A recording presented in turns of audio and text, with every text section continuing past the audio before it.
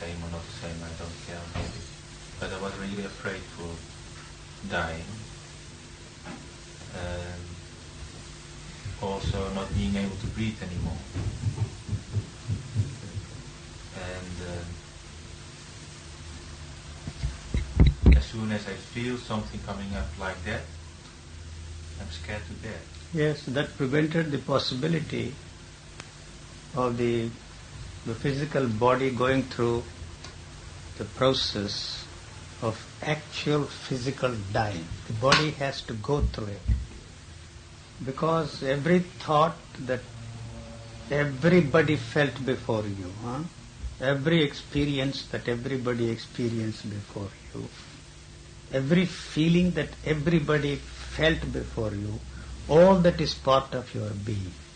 So you can't come into your own unless the whole thing is completely and totally flushed out, if I may use that word, out of your system. See, that is something which you cannot do or make it happen with any effort or volition of yours. So when the time comes, you may not have asked for it, you may not have asked for it. You would never ask for the end of you as you know yourself, as you experience yourself. Sometimes it does happen, So the fear of something coming to an end, the fear of what you know, as yourself and as you experience yourself, prevented the possibility of the whole thing snapping out there. And you are lucky enough, that would have happened, and the whole thing would have fallen into its natural rhythm, which is discontinuous and disconnected. That is the way the thought functions. There is no continuity of thought. And the only way it can maintain its continuity is through the constant demand for experiencing the same thing over and over and over again. So what is there is the knowledge you have about yourself and about the world around you. And the world around you is not quite different from the world you have created for yourself inside of you.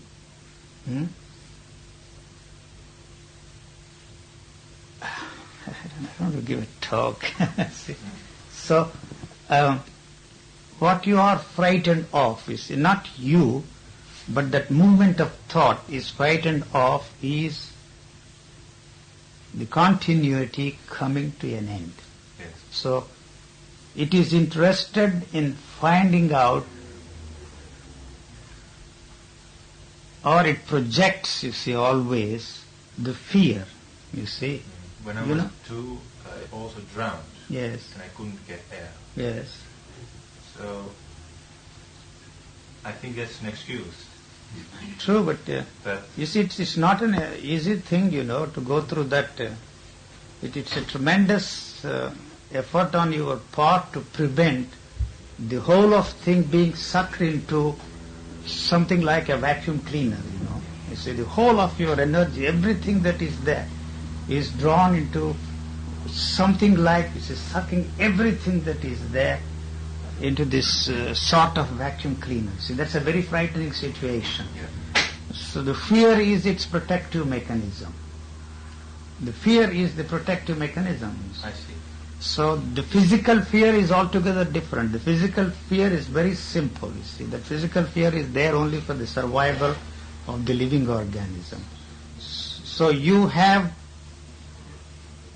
through your thinking and experiences, built on the foundation of that physical fear, which is essential for survival, what you call is a psychological fear. The fear of what you know coming to an end. So the body knows that, it is immortal. I very deliberately use the word immortal because nothing there comes to an end. See, the way it is put together, when what you call clinical death takes place, it breaks itself into its constituent elements. That's all that happens, you see. So it may not reconstitute again and create, you see, the body which you think is yours, and at the same time, see, when once it breaks itself into its constituent elements, it provides the basis for the continuity of life. So it may not be of any consolation or great feeling of happiness to the individual who is dying, but this becomes, you see, the food for the millions and millions of bacteria. You know that? So even assuming for a moment that you resort to the cremation, as they do in some countries, the carbon which is the resultant of the burnt body provides, you see, the basis for something coming out of the earth, you know. It's some tiny little flower coming out of the earth, where you see you dump all this, you know, the ashes. So nothing here is lost. So when there is actually a physical danger, the danger of the extinction of your physical body, which you think is yours, then everything that it has at its resources throws into that situation and tries to survive in that particular moment. I don't know if you have ever noticed, when there is a real physical danger, your thinking mechanism is never there to help you. Never there. So you can plan ahead, you see, of every possible situation and be prepared to meet every kind of a situation in your life, but actually when there is a physical danger, all your planning and all your all that you have thought about, you see, to be prepared to meet every kind of a danger in every kind of a situation, it is just not there. So it has to fall back on its own resources.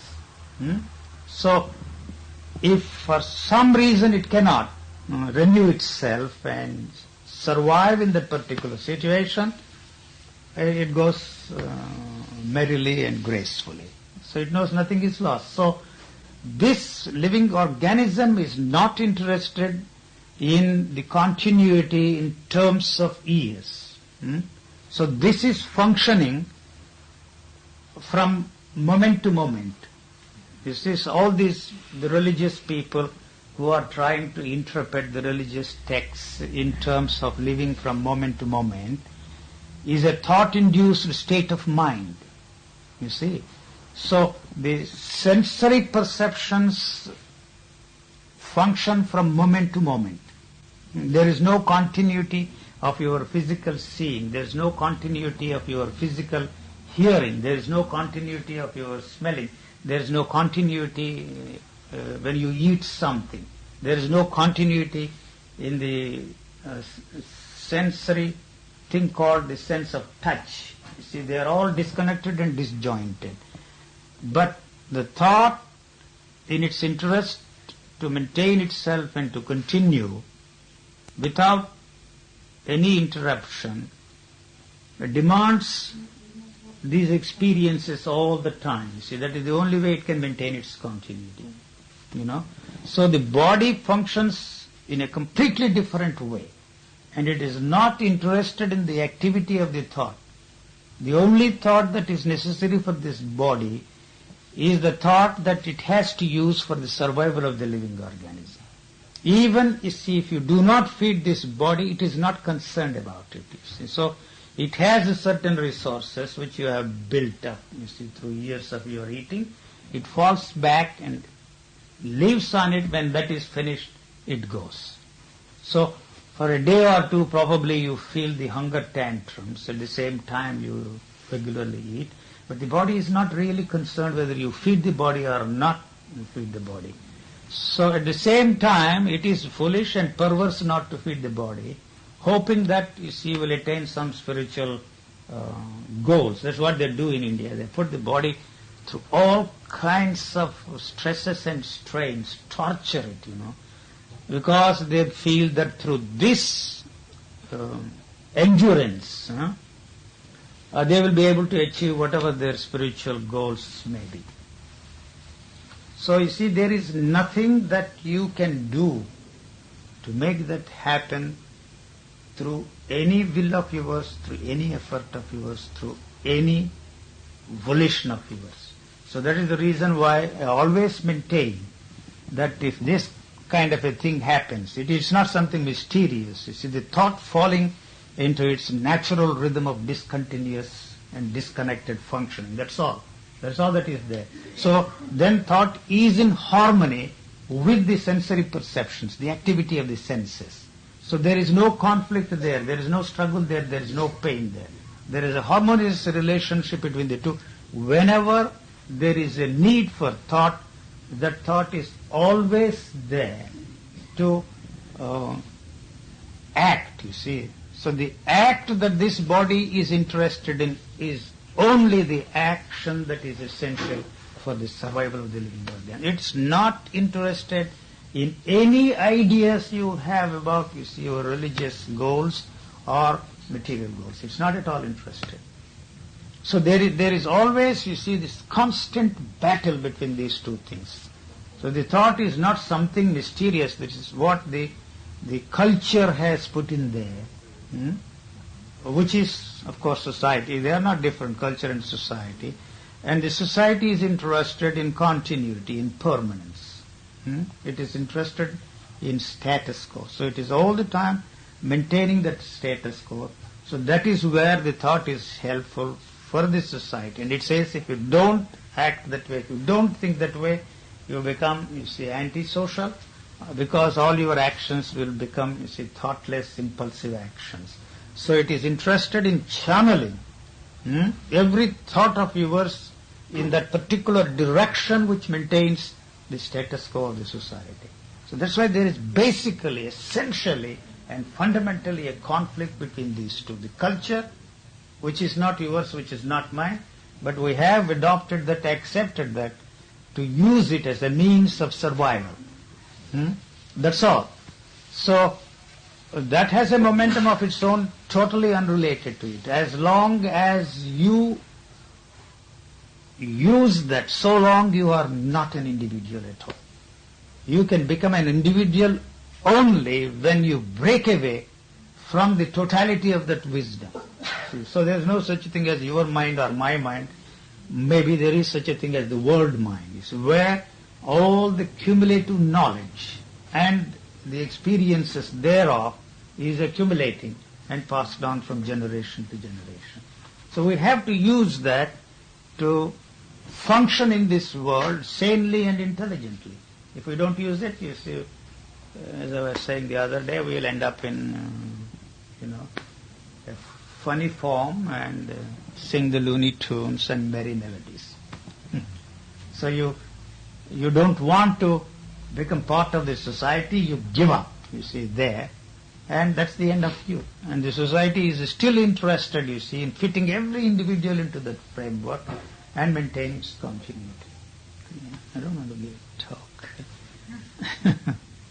So I don't know if I have made myself clear. That's the reason why I'm all the time emphasizing the physical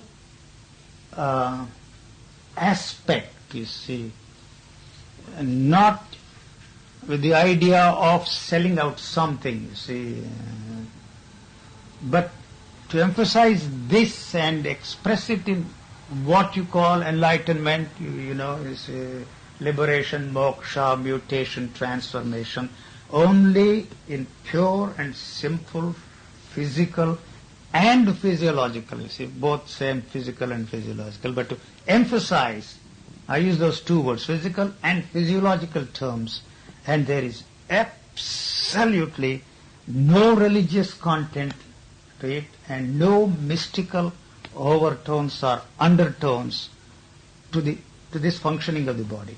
But unfortunately for centuries they have interpreted the whole thing in some religious terms, and that has created the misery for us all. So the more you try to revive or push it through the back door when there is no interest in the religious life of the man, you are only adding more and more to the misery also. So I'm not interested in propagating this, you see, This is not something which you can make it happen, nor is it possible for me to create that, hunger which is essential to understand anything, So, I repeat this again and again, but repetition has its own charm.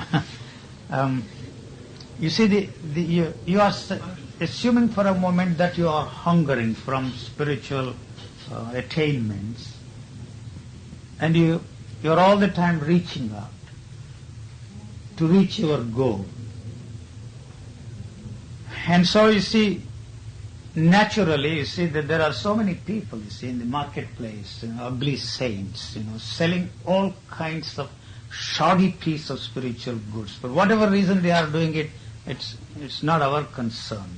But they are doing it, They say it is for the welfare of mankind, and then they do it out of compassion for mankind and all that kind of a thing. All that is bullshit anyway. So what I'm trying to say is that you are satisfied, with the crumbs they throw at you, and they promise that one day they are going to deliver you a full loaf of bread. That's just a promise. They cannot deliver the goods at all. They just don't have it, So they can only cut it into pieces and distribute it to the people. When people ask me some questions, I answer in a very funny way the question about Jesus, materializing loaves of bread. I said, and repeat it, that he did not materialize loaves and loaves of bread, but he just cut whatever bread was there available into small bits and distributed it, to everybody there. Naturally, you want to attribute some miracles and all kinds of things. But what I'm trying to say is that hunger has got to burn itself out. Every day I'm saying the same thing, but using different words, putting these things in different places. That's all that I can do. My vocabulary is very, very limited, so I have to use the words again and again and emphasize the same thing all over again to point out that the hunger, if there is, to find out for yourself and by yourself, it has to burn itself out, So there is no use feeding yourself with all this kind of junk food, There is no use of your waiting, for something to happen to satisfy your hunger. So there is no point in satisfying that hunger. The hunger has to burn itself out. Literally it has to burn itself out. Not the physical. Even physical hunger has to burn itself out so that the physical death can take place. So that just the way you feel thirsty, you are satisfied with these dozens of quench thirsters that they are advertising, Pepsi Cola, Coca-Cola, Fanta, God knows what. All of them. So they are all supposed to be the thirst quenchers, but they really do not do anything there. The thirst for it has to burn itself out. Actual dehydration of the body takes place. Thank God the physical body has certain things to protect itself. When a physical dehydration takes place, I don't know if you have meditated for hours and hours, the whole body reaches a point where the dehydration takes place. Then you have these lifesavers there, in your body, the saliva. There is a profuse saliva coming out, to quench your thirst and save you in that particular situation. When you push this body to do certain things, through meditation, through yoga, all kinds of things people do, overdo these things. So, there is one thing that I'm emphasizing all the time, it is not because of what you do or what you do not do.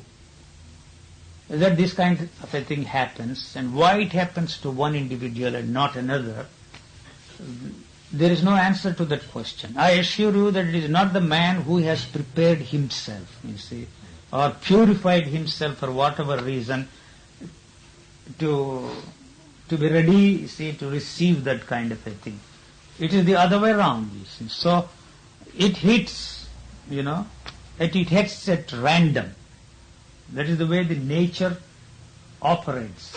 Lightning hits you somewhere, you see, it is not interested, you see, whether it is hitting, you see, a tree that is blooming, or if it has fruits, it is helping, you see, the people in providing shade, etc. But it just hits at random. In exactly the same way, it happens to a particular individual, and that happening is acausal. Acausal. It has no cause. There are so many things happening in nature which cannot be attributed to any particular cause. So you were interested in studying the lives of the people, or the biographies of those people you think who are enlightened or godmen or some such thing, is to find out, you see, a clue as to how it happened, you see, to them, so that you can use that, you see, whatever technique they use, then make it happen to you.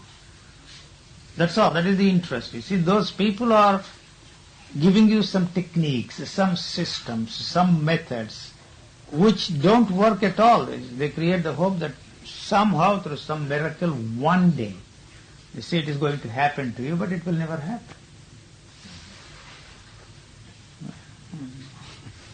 So I have said my piece. And I have to repeat this again and come to it from 10 different angles, depending upon the nature of questions which you throw at me, but all questions are exactly the same as I said yesterday. Because the questions spring from the answers you already have. The answers given by others are not really the answers. I am not giving any answers to you. See, if I am foolish enough to give you the answers, you have to understand that, you see, this is the very answer which you think is the answer, is destroying the possibility of that question disappearing. You have to take my word, I don't care if you take my word or not, that such questions never occur to me. I have no questions of any kind except the questions I need to ask somebody. You see, where can I rent a car? What is the quickest way to go to Brussels? You see, and you see such questions, which way to Rotterdam, this road or that road, that's all. You see, there are people always to help you. But those questions have no answers. You see, when this dawns on you, such questions have no answers. And as a matter of fact, those questions spring from the answers you already have. So what is necessary in that situation is the complete and total blasting, you see, of the answers that you have. That is something which you cannot make it happen. It is not in your hands. So the situation you think is hopeless, but it is not hopeless. The hope is here. See, the hope is not there. You are waiting for something to happen tomorrow. Tomorrow nothing will happen. Whatever has to happen, that has got to happen, you see, now. And the possibility of that happening now is practically and well nigh impossible, because the instrument which you are using is the past. So unless the past comes to an end, there can't be any present. The now, the present moment. And that present moment is something which cannot be captured by you, cannot be experienced by you. You see? So even assuming for a moment that the past has come to an end, you have no way of knowing that it has come to an end. You see, so then there is no future for you at all. There may be a future tomorrow. You will become boss of your company in which you are working. I don't know. The school teacher becomes the head of the institution, and professor becomes the dean. You see, that possibility is there, but you have to put in a lot of struggle. That takes time. So you are applying the same technique. You see, that is the only thing, that instrument which you are using to realize whatever you are interested in, and so it puts it there in the future. So it has produced tremendous results in this world. So how can that instrument be not the instrument to achieve your spiritual goals, if there are any spiritual goals you have before them? So that is not the instrument, obviously, because you have tried, you have done everything possible. Even those who are burning with hunger, they find it. You see, it's impossible, In India, everybody, you see, tried this. You won't believe that, you see. Not one was lucky enough. So whenever such a thing happened, it happened to those people who had given up completely and totally all their search. That's an absolute requisite for that kind of a thing. The whole movement has to slow down, you see, and come to a stop. But anything you do to make it stop is only adding momentum to it. That's really the crux of the problem. So what you are interested in doesn't exist.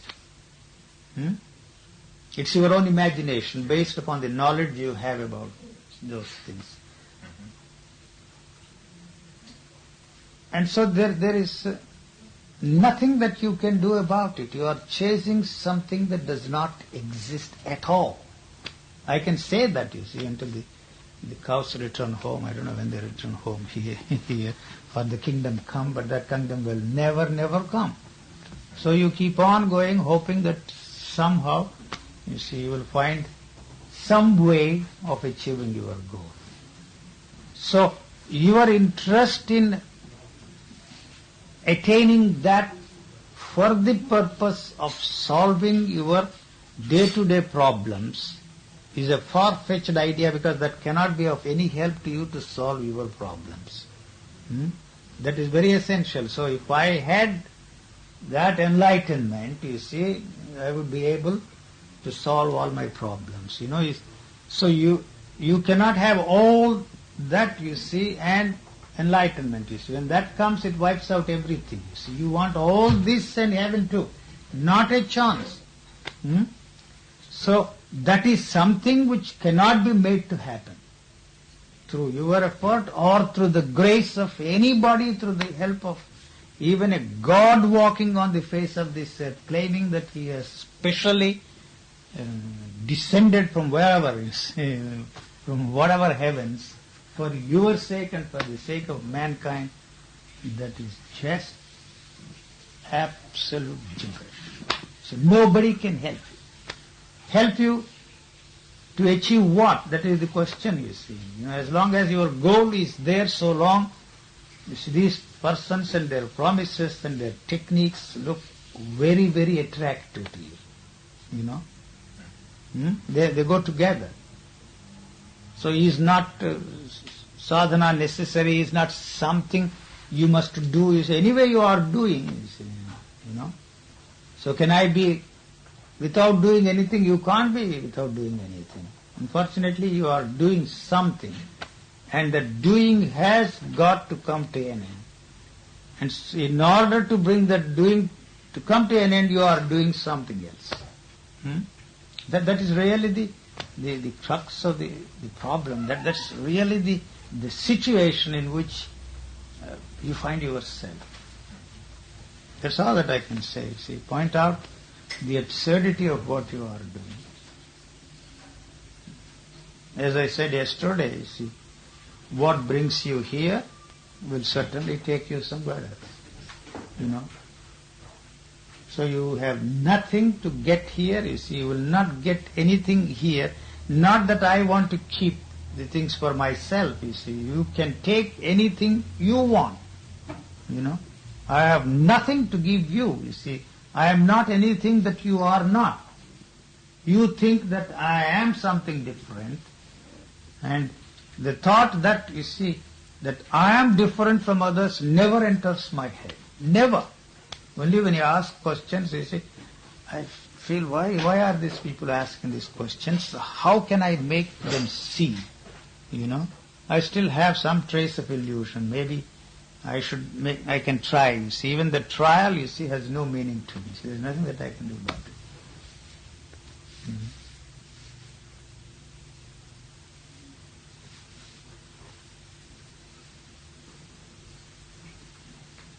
There is nothing to get. Nothing to give and nothing to get. That is the situation, you know. In material world, yes, we have a lot of things, you see. There's always somebody who can help you, you see, with the knowledge, with the money, with you see, so many things, you know, in the world. But here, in this field, there is nothing to give and nothing to get. So, as long as you want, you can be certain you ain't got a chance. Whatever you want, you see. You know, I'm not suggesting you are not getting it. You see, wanting implies that, you see, you are going to set in motion thinking to achieve your goal. So it is not a question of achieving your goal, but it is a question of this movement coming to an end here, you know.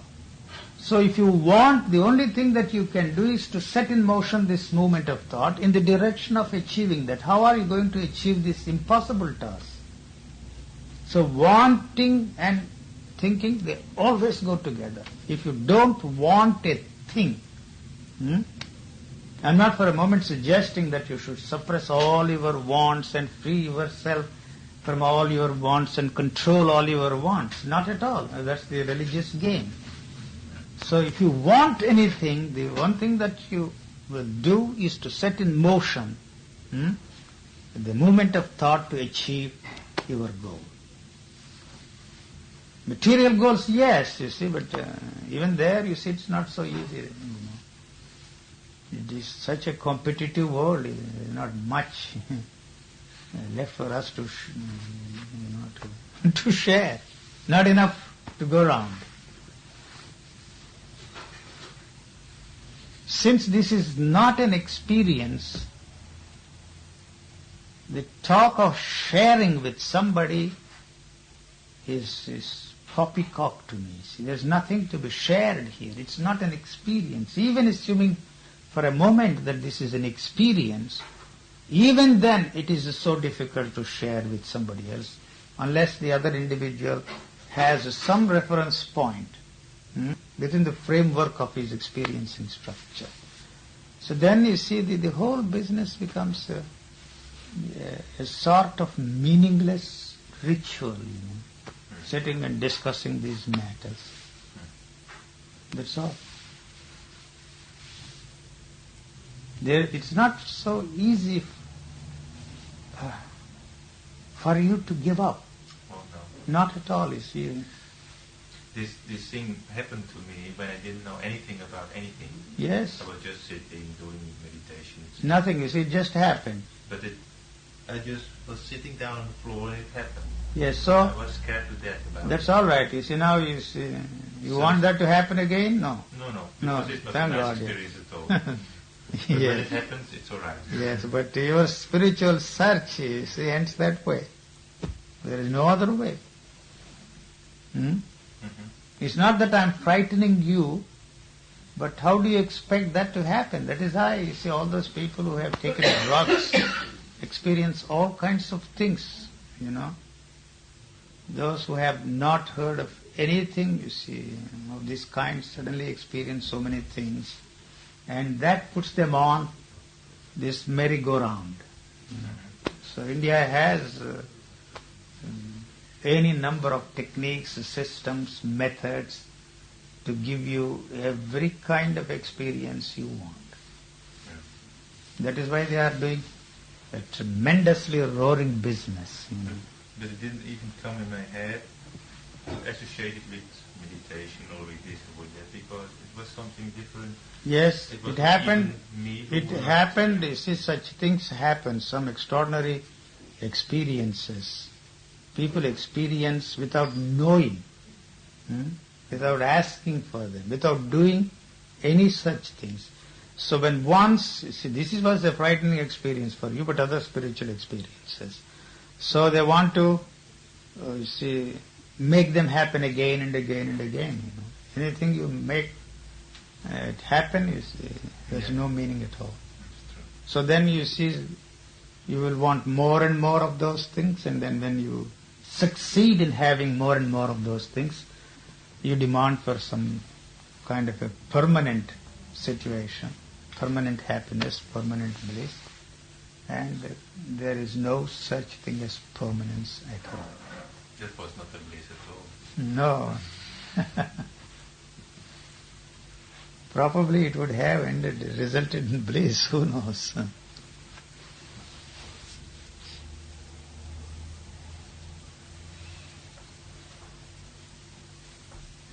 Does it imply that there is nothing matters? Yeah? Me. That's all to you. Well, is man ripe for nuclear energy? We are playing with all these energies. Can we have it? The nuclear energy, Yes, the way we're using it. we will have it after 5 billion years. They say that, the physicists say that, you know, the radiation will destroy this planet. You see, these people are very impatient. So where are we going to? So we are going to, you know, Next stage. sow these mushrooms, cultivate them. We are cultivating them with great care. They are not edible mushrooms, not even poisonous, they are deadly.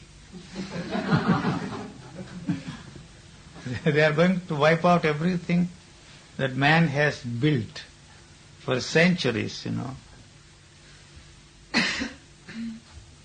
Is that what you foresee or what you... No, not, I'm not a prophet of any doom or any such thing. I'm not, I don't have any clairvoyant vision of the shape of things to come, but that future is already here.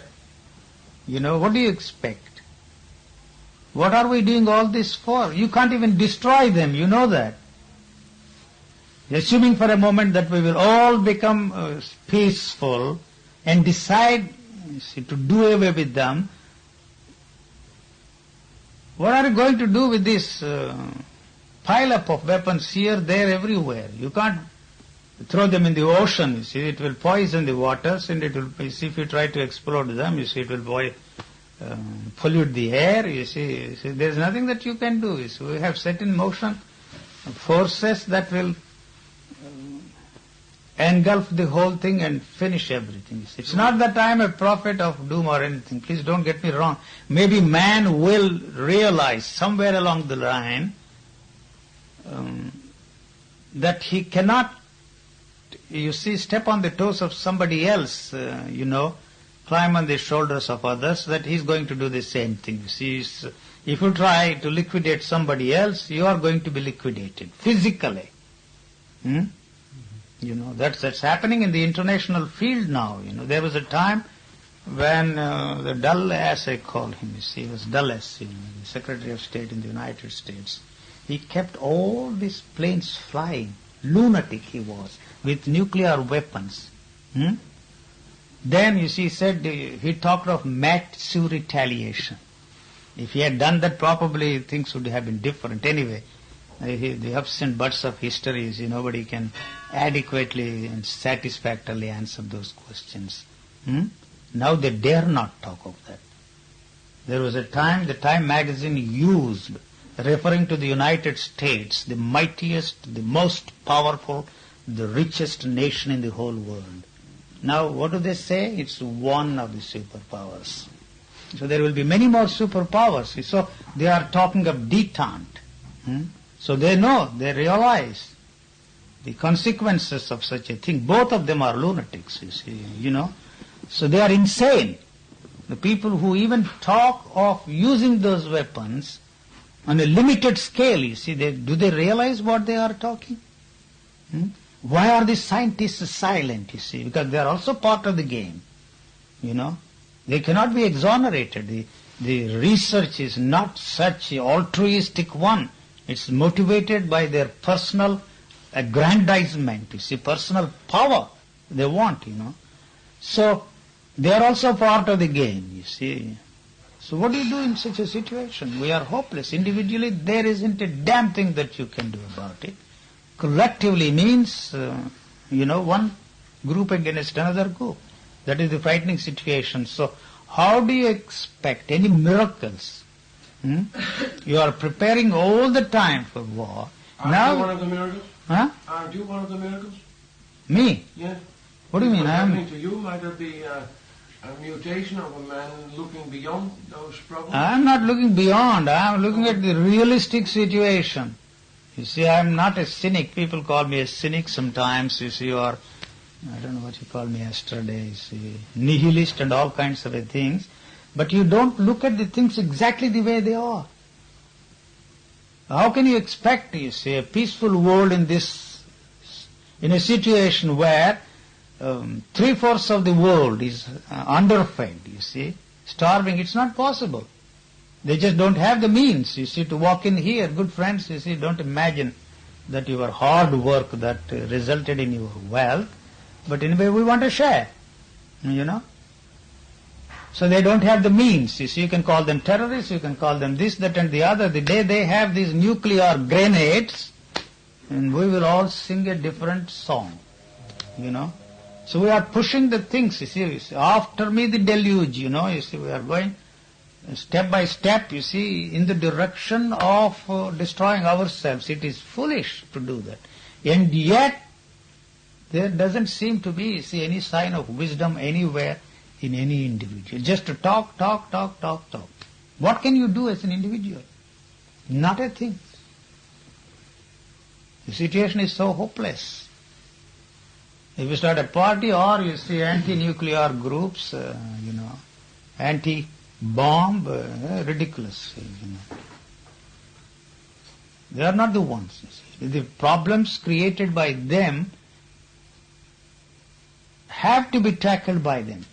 That is what I tell my friends. You see, don't look to the East. East has no answers for your problems at all. For the lost souls, yes, maybe. But for your problems, they don't have any solutions. Don't look to these gods. The technological problems are there. You see, they have to be tackled and answered by, the technologies. If you go there and look, you see, to these yogis, they don't have any answers for your problems. They have made a mess of all those countries where these people existed. What have they done? Look at India, look at China, look at all those countries. Where are they now? So there is no use looking to those nations for hope. On the other hand, they have to get some answers for their problems from the West. Otherwise, we will all sink together.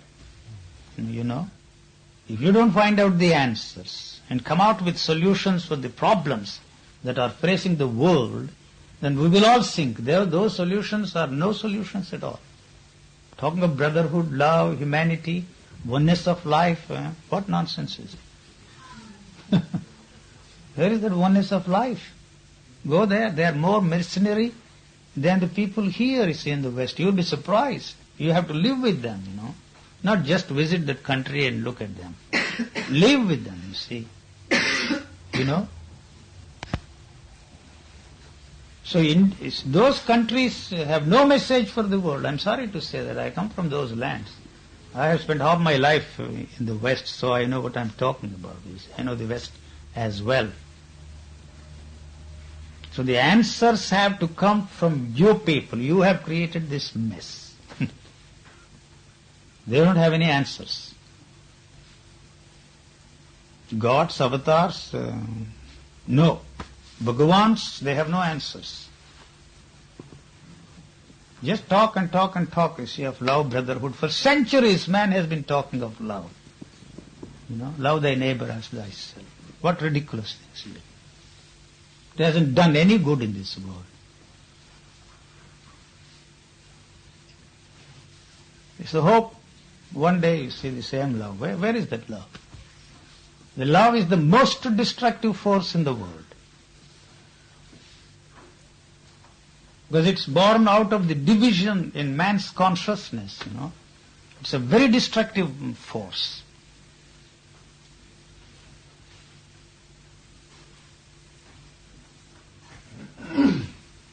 That is history, not my personal opinion. If you want to interpret history in a different way and satisfy yourself, that's a different story.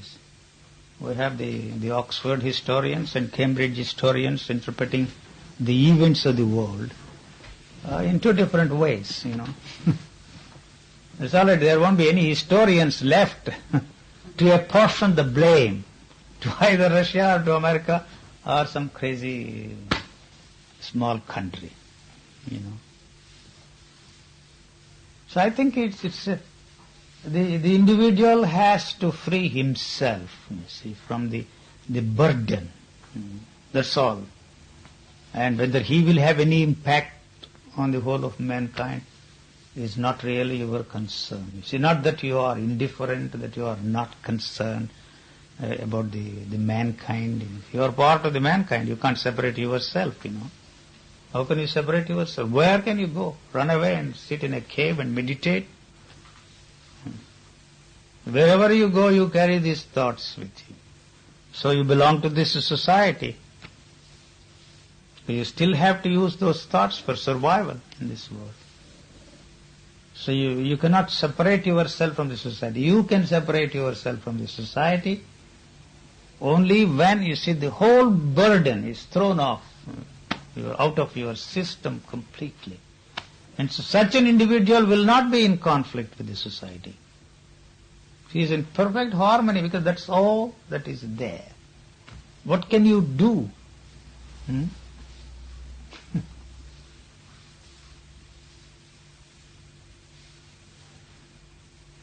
Well, if that's the case, what is it all about? What is life about? If that's the Damocles sword hanging above humanity. Life is going along in its own way. I don't know what exactly you mean by life. Do you want to define life? Well, no, this, what we're doing Define. here, breathing, listening, sleeping. That will destroy. That is What's coming next? What's the next stage? I mean, the next stage is already here. Yes, I don't know what you mean by next stage. What is the next stage? Next stage for every individual. Well, it seems you went through an experience with next already here. Yes, I don't know what you mean by next stage. What is the next stage? Next stage for every individual. Well, it seems you went through an experience with next stage for every individual is the physical death. That's all. He will die one day. So he is doing everything possible to push that as far as possible. And I am certain that medical technology will one day find out, the way of keeping you alive for 150 years, 200. Curse them. Well, we didn't know anything about it. We live, that's true. Right. We assume that they are our parents. You have to immediately- That's all. That is not really the problem, but we are here, somehow. When you see a newborn child, what does it mean? I mean, you see... Why do you want to mystify? A newborn child is a newborn child. Is the result of, the mating of two humans. But does Out it of- have some They make love, meaning that it is there? Huh? Is there is there any meaning in making love? If there is any meaning in making love, there is a meaning in the child's arrival here. Now it depends upon, what you mean by meaning. Why are you looking for a meaning? Yeah, but you can say it's Why should there be any- but it's also some Why should there be any meaning? What for? You obviously don't see any meaning in your life. Everything you do seems absolutely meaningless to you. Otherwise you wouldn't be interested in trying to find out a meaning. No? Sure, yes. Why are you looking for a meaning? Meaningless, otherwise are meaningless. Don't bother about the others, I mean, it's not so Don't bother about the others, The whole world is an extension of you. That's all. The way you are thinking, the way you are feeling, the way you are experiencing, everybody in this world is experiencing, feeling and thinking exactly the same way. You may not be thinking of God, you may not be thinking of God realization, enlightenment, but you see, you may be thinking of something else, I don't know what you are thinking about. So the goals may be different, but the mechanism or the instrument which you are using to achieve your particular goal is no different from those who want different kinds of goals. That's all that I'm pointing out. So, but why should there be any meaning? But a baby obviously has no goal. A baby has a goal to survive. You see, from the moment the child is born, you see, looking for, the survival. Milk. That is the instinct, you see. The instinct is there. To feed itself, to survive, and to reproduce one like that. That seems to be the way, what you call, life is expressing itself. That's all. But it doesn't do any harm. It has no schemes. Our schemes have created the mess. That's all the time saying. How to live. The how to live that is imposed on us by our culture is the one that has created the problems for us. That is all that I am pointing out. Is it possible for you, this is a rhetorical question I am throwing at you, to be free from how to live?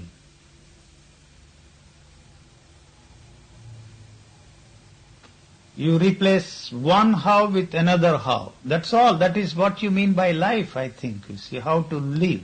Living is the problem, not life. Life, we really don't know anything about life.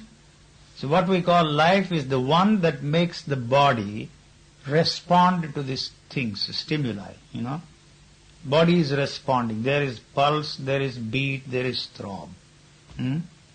Those things stop, then what you call the clinical death takes place. So that is not a death in the sense in which we use the word, because that is the basis for life. So life is continuing, not the way you want. Your form has disintegrated into its constituent elements, and those things have become the basis for the continuity of life. So that is no consolation to you. You want to continue for 100 years, 200 years, and then after that beyond, after death, God knows what is. So that instrument is interested in continuity. So this is continuing. It is not interested in 100 years or 200 years or the death. You see, the end of this.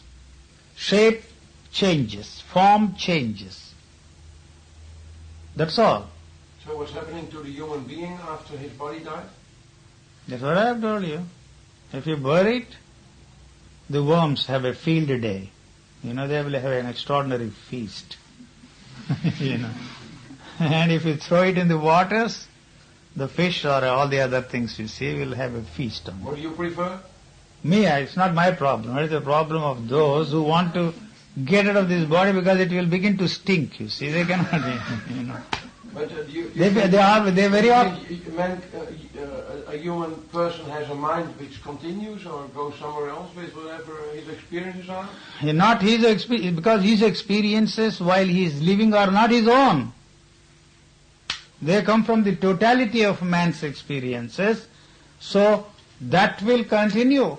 Every time you feel jealousy, every time you feel that, you are adding to that. That is going on, the world mind. There is no such thing as your mind or my mind. There is, this, you breathe. The air, you need air, so that you can survive. If you don't breathe, that's the end of you. So in exactly the same way, there is this thought sphere that is always there. It's not yours, not mine. So we use that for purposes of communication. First of all, we have to communicate to ourselves. This is the most important thing. Communicating to others comes next, you see. So we constantly communicate to ourselves. If that communication is not there, we are not there. You, as you know yourself. So, what I mean by communication is you tell yourself that you are happy, that you are unhappy, that you are miserable, that you are bored, that you are this, that you are that you are not this, not that. You see, that goes on and on. That I don't see any meaning. What is the meaning? You see, this is the communication I am talking about. So if that communication is not there, there is no need for you to communicate with anybody. So you communicate with others to maintain this communication with yourself. So this is important to you. See, this communication becomes possible only when you see you depend upon or draw from, you see, the totality. That is passed on from generation to generation. That's all that I'm pointing out. So the man has, through evolution, developed this capacity to draw from that, you see, quicker. You see, animals take longer time to learn a language, and then you see to behave, you see the way we teach them. So man has, through centuries of evolution, has developed this capacity, to absorb things quickly, to continue. So that is, communication becomes possible only with the help of that. If that is not there, no communication is there inside of you, except the basic needs of the body. The animals also have thoughts. They have tremendous instincts, They have more powers than the humans. The clairvoyance, clairaudience, the capacity to communicate to the others, all that, telepathy, what you call, they don't use those words, but they have that, there for the survival. But man has lost them because he is using thinking instead of the sensory perceptions and the instincts called clairvoyance, clairaudience, and telepathy and all that. And so he has lost them, you see, and then he wants them again, and sometimes, you see, the hidden things come up, and you attribute some extraordinary things to it as a spiritual man, you see. Everybody has. These are all the sensitized thoughts. When the thoughts are sensitized, you see, then you see a few individuals develop these things, instincts. But man has no use for them anymore, except those people who want to be spiritual. So they feel the necessity for that kind of a thing, not for purposes of survival, but for spiritual growth. So through thinking, man has made it possible for him, you see, to survive more efficiently than the animals. So that is the very thing that has been the curse of man, and it is going to destroy him. But anyway, there is nothing that we can do. But the hope that, you see, that instrument will save him is a hope that really has no way of fulfilling itself. So if you think, you see, the hope is necessary, and optimism which you are talking about, you see, is very important to you, then it is all right with me. Well, I didn't use myself the word optimism. No. But as I understand, a physiological process you underwent, and maybe that's the next step, and mankind is going through evolutionary mutation. If he would have, you see, everybody would have been, you see, in this situation if it had not been for, you see, the culture. You see, the culture has created the model of a perfect man. But there might be a counterculture here. Counterculture is part of the same. You see, they go together, You see, this is a reaction to that, you see. So when you find it is impossible for you to reach your goal and see the meaninglessness of that, you see, then you create, you see, the opposite of it. So The counterculture and the perfect man that the culture has created and placed before us belong to the same. They come from the same source. So, but culture would be conditioning and counterculture would be deconditioning, and once you decondition enough processes... It is conditioning you in a different way. It is not possible for you to be left alone with conditioning. No matter what you do, you are conditioning yourself. You see, the unconditioning that they are talking about, the psychologists and some of those spiritual goons we have in our marketplace today, is a bogus affair, you see. You will find out. You will be surprised. You find out, yes. Yes, that anything you do is conditioning you in a different way. So this talk of unconditioning or freeing yourself from conditioning has no meaning. But, you see, the conditioning there in the body is intelligence. So to talk of freeing yourself from conditioning, which is a very superficial thing, has no meaning. You see, your reflexes are conditioned. The functioning of the body has an extraordinary intelligence, and that is conditioning. That's what I am talking about. It is done in a different way, through the genetic control, not through the control of your ideations and meditations. Well, we have been experimenting with drugs which have been deconditioning our reflexes. That is a temporary. Yes, but very the temporary temporary state might introduce you to other ways of being. But for what purpose? So you create another man, which is no different from the other. You see, so even this genetic engineering that they are indulging in is not for the benefit of mankind, because you see the technique will be handed over to the state. The state will use that to control every individual instead of brainwashing, which will take centuries.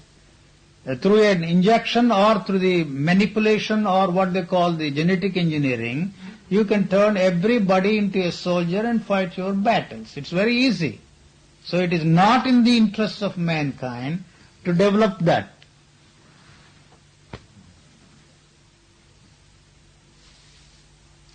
So in any case, no matter what we do, it is not in the interest of any mankind. Because anything that is born out of that is destructive in its very nature. Because it is a protective mechanism. It is protecting itself.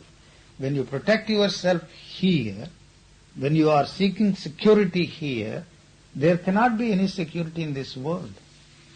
That's a fact, whether we recognize it or not. So this has no social content. I am emphasizing all the time. Now if you are freed from the goal, you see, of a perfect man, a truly religious man, then you see whatever is there begins to express itself. Nature is creating unique individuals. Each one is different, physiologically different. Whereas the culture has placed before us an ideal man, a perfect man, a truly religious man, modeled after these teachers, Jesus, Buddha and all those religious teachers. So that is why, you see, we are all caught up in this misery. Perfect man does not exist at all.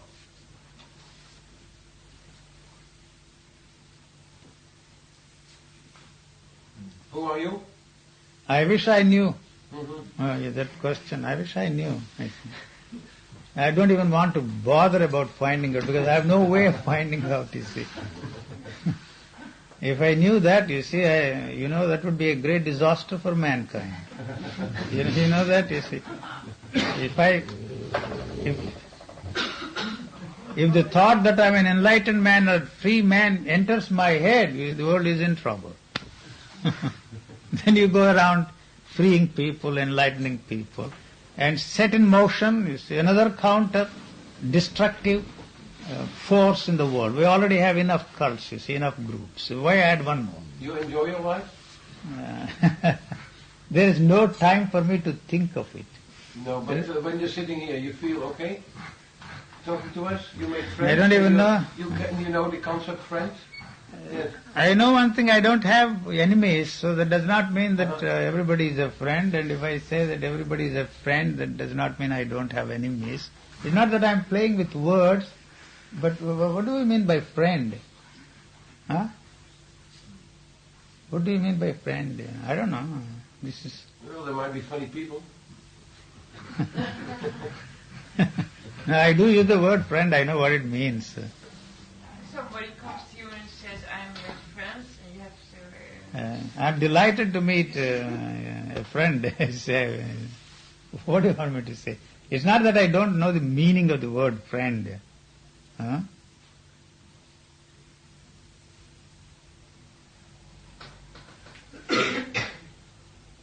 But are you a friend of humanity? I mean, do you care about humanity? I mean, is it easy to tell human people, well, they're going to be blown up? What am I doing now? I don't know. Telling you, see? I take it or leave it. You see. I'm not here to convert You you. were mentioning communication. What to is the purpose of communication? No communication is possible and no communication is necessary. When we understand the meaninglessness and the ridiculousness of trying to No, but I communicate. didn't come here to hear meaninglessness. I came here because there was some more meaning added to whatever we knew already or did not know already. I'm surprised that you see, you have made some meaning out of this. I don't know. I don't know. Really. I don't know if it makes any sense. I'm just singing my own song. I'm like a raving maniac, you see. You know, talking, singing my song. If somebody listens to me or not, interested in it or not, it's not my concern. You know. Would you be doing this if nobody came to listen? I don't consider any hypothetical situations. Right. You know, if nobody comes to see me here, I did not, for example, come here expecting to see anybody. You see, my talking is, believe it or not, is incidental. You know, I've been wanting to come here to Amsterdam for some years, not to liberate, you see, the people of this country, but just, you see, that's all. I came here because I haven't been here for 30 years. And so I said to myself, all right, let me go to Amsterdam and for a few days, and our gracious friends have offered their hospitality. Yes. What do you want me to call them? My horrible enemies, they were good enough, gracious enough to offer the hospitality. So I find myself here, you know. That's all. And then, so the whole thing has just happened, you know. I didn't expect, you see. That man threatened to bring all his colleagues from his school. Not one has come here. But if you say this not one. You're talking is incidental. For whatever reason. I'm not blaming him, you see. I was very reluctant, you see. I don't want to have anything to do with these the philosophers. Mm-hmm. And so, you see, this thing I never expected, you see, at all, you see, just incidental. If you are not here, what I would do, I don't know, maybe watch television, Blues Brothers, or and he has a lot of books on crime fiction. That's the only thing I read. Because every other book tells you how to improve yourself, how to change yourself, how to be this, how to be that, you know. But here is some action, you know, is going on, crime fiction. Unfortunately, I have read most of them. And he has given me 2 books which I haven't had the chance to begin. So he has a lot of books. Probably I will be reading that book or watching television or go out and see the windmills, which I did today, you know. You have lots and lots of them lined up somewhere there. I don't know what I would do. So. But you say the talking here is incidental, but the talking during your years has been a part of your... This seems to be the life. Yes. I don't know how people come to know of me, just the way you all have come to know I don't of know me. if you care to speak about it. The last time I heard you speak, I didn't know all these things which were mentioned in these newspaper articles. But there are a lot more. Some kind of physiological process you understand. You will read that book, you see, and you will find it. I'm not responsible for that book. I don't even know what is there in that book, you see. But anyway, I must have said all those things, and I don't retract, that is the word, or deny anything, you see. So I am not... But is there a meaning to the process you underwent? Certainly, it has a meaning to me, And what does that mean? and that certainty is something which cannot be transmitted to anybody. I know that, you see. But isn't it in the back of your communicating to us or talking to us? No. And you wouldn't be talking here if that thing hadn't happened. I have been talking all my life, unfortunately. You see, something or the other.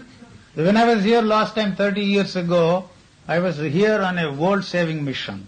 Mm-hmm. It helped until now. Now I see, it's better off without me, this, the world. Never knows. You know. So now I don't have any such illusions. Talking is not for the purpose of saving anybody, liberating anybody, or anything. People, so many people are recording. I have nothing to do with it. What they do with it is their own affair, you see. You know, I don't carry anything. You see. I don't even have one book with me. So I don't have anything to do at all, you see, you know. I am a gypsy of some sort. I have been moving this. I was telling my friend, I'm 65 years old, you may have read that. Out of that 50 years of my life, I have never lived in any place for 6 months at a stretch. So somehow things have been happening, you see, somehow or the other. And so it's not that I'm restless or move. That's all that I have done in my life, you see. So the traveling is like eating my food, you see, you know. If I can't travel, maybe, I don't know what I will do. Such a situation may not at all arise. As I was telling my friends the other day, your friend, what is her name, Alexandria, she was here. She interviewed me to write some article. I said, my needs and goals are the same, you see. So when your needs and goals are the same, life is very simple, you see, you know. So if I want something, you see, the means for the fulfillment of that want must be, you see, with me. Otherwise, I don't even want anything. So as I was saying a minute ago, you see, I don't want a thing in this world, you see. That means there is no thinking at all. I have no questions of that kind. So if I cannot, even this is decided, you see, by the situation in which I find myself, you know. So it's a very peculiar situation, you know. When I asked for a visa, they gave me 1 month's visa. So after 1 month I go, I'm always in transit. Always in transit.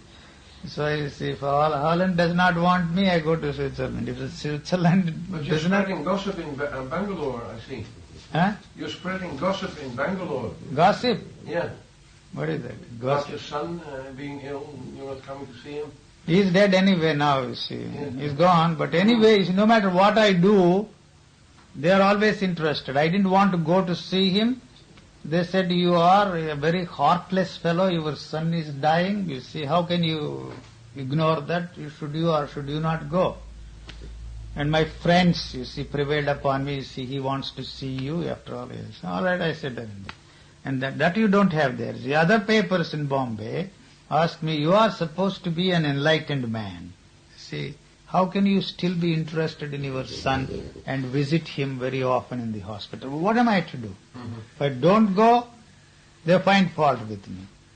If I decide and you see, yield to the, you know, the demands of my son and my friends, they blame me. Did your visits please him? Yeah, I suppose so. I suppose so. Then they don't leave. He says, why your son? There are thousands of people dying of cancer in the Cancer Institute. Why don't you go there? You see. What am I to do, you see? So I say, I do this because, you see, there is a demand here. And if the demand comes from those hundreds of cancer people dying there in the hospital, would you go there? I don't know, such hypothetical situations don't exist for me. You know, this situation as a reason because of peculiar circumstances. I happened to be in India, and so he happened to be in Bombay, so I went there, that's all. You see, he died, and that's the end of the story. So what did you do? Did you not do anything? I said, I just visited him.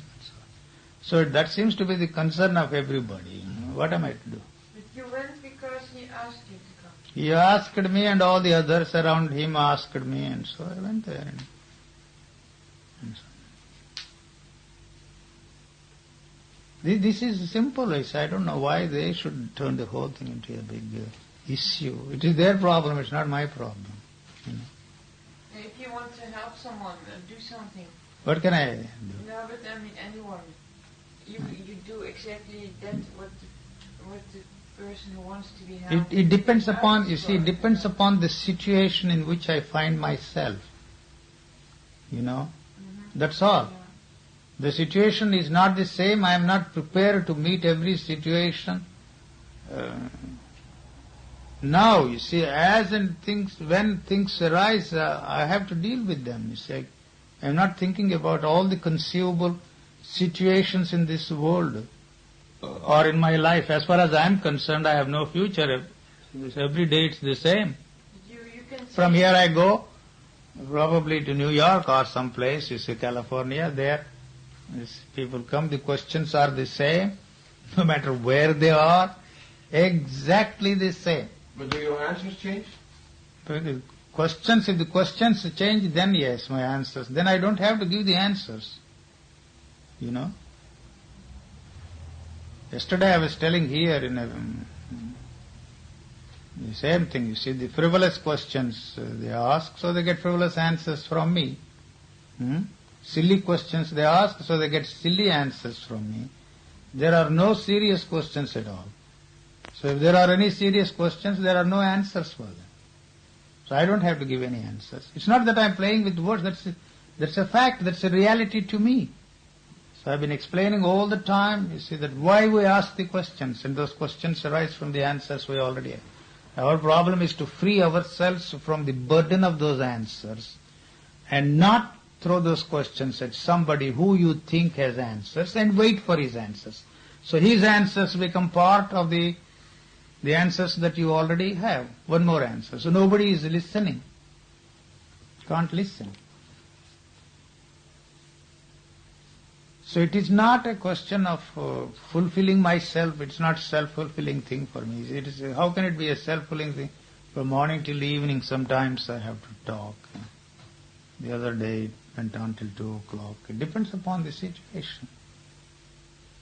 So it is not a motiveless thing. You see, this a certain kind of motive is created in me by your being here. And that motive is to point out the absurdity of trying to communicate on that level. So and no communication is possible. When that is clearly understood that no communication is possible on that level or any other level, and then there is no need for any communication. So, we say goodbye, nice meeting you. That's the end of the story. I think that's enough. It's 9. Smoke a cigarette. Oh yes, by all means. It's the same. What time is it now?